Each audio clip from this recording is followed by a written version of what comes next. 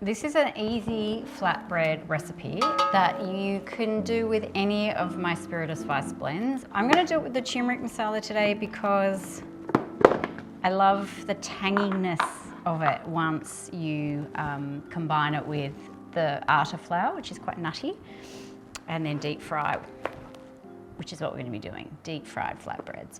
So I'm going to say a cup of atta flour, which is a stone ground whole wheat flour. If you can't find atta flour, it is really available at any Indian grocer or Asian grocer, or in India, everywhere.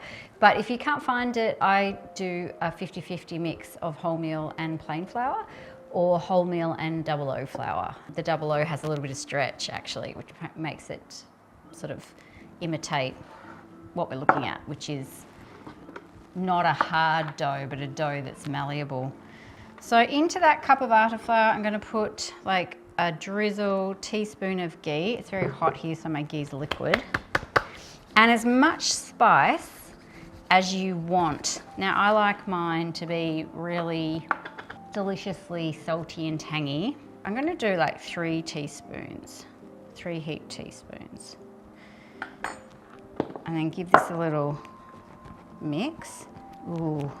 And then I'm going to add a bit of extra salt. Now there is salt in all of the spirit of spice blends, but when you're using flour, and then I'm going to deep fry this in vegetable oil, adding a little bit of extra salt will allow the masala to push through the weight of flour and the weight of fried oil. Salt is responsible for drive, and by drive I mean it's behind the aroma, pushing it forward, out, hard and fast. So the type of salt you use matters. I'm using a flaked salt or a fleur de sel. Now flake salt has a different texture.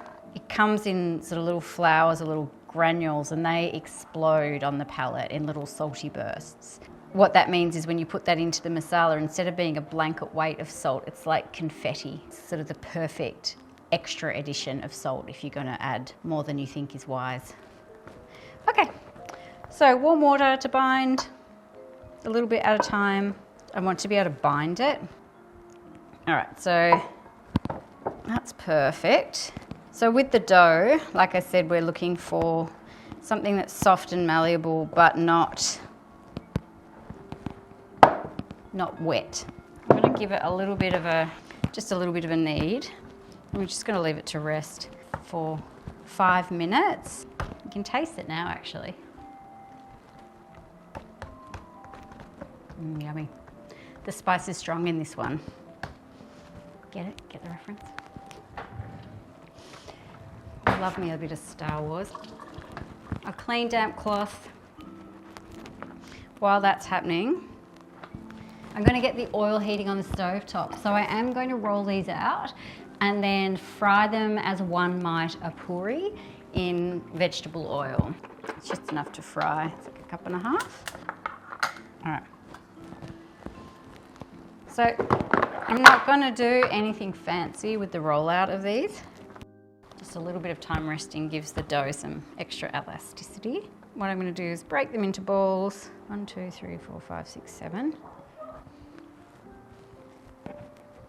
Flour the bench. Just a straightforward rolling out process. So just making sure to flip them as you roll them.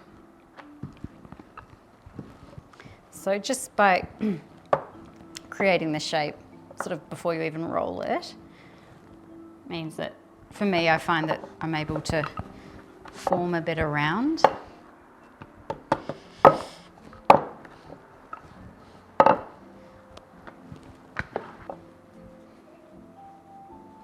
Are you guys hungry?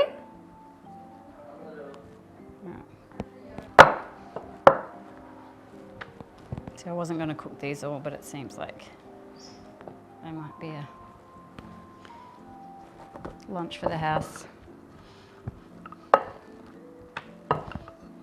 If you accidentally make too much dough, you can wrap them in cling film or a tea towel and store it in the fridge. The other thing to do is just roll everything out and then put a sheet of baking parchment between each paratha and pop them in a, you know, any sort of reusable freezer bag and freeze them. And then when you want to use them, you take them from the freezer and put them straight on your griddle or tava or hot plate or whatever it is you're using to cook them. And yeah, better than store-bought. Okay, so these are going to, I think the oil's ready. Yeah, just about. I'm just going to get a towel and a little bit of newspaper to soak up the oil.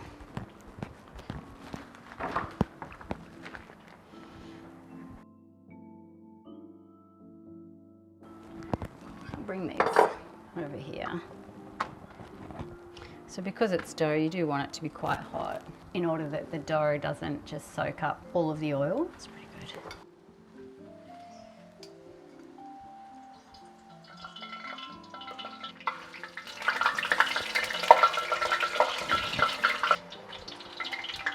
So they do puff a little.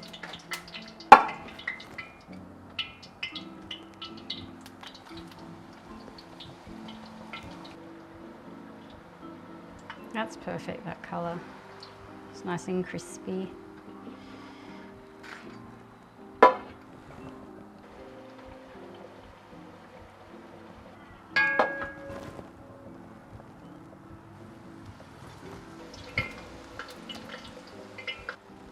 Last one.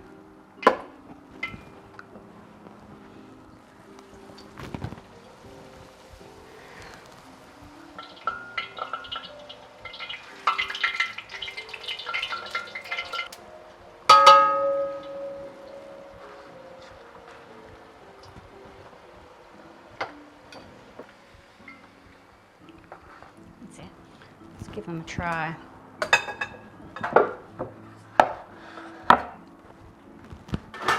My favourite thing is to chop them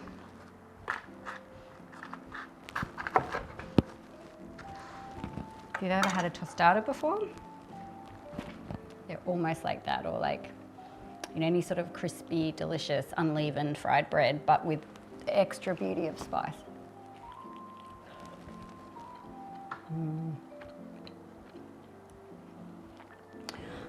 I love this so much because the mace powder pushes through with the holy basil, and that extra little bit of salt has given it like a bit of a kick in its step.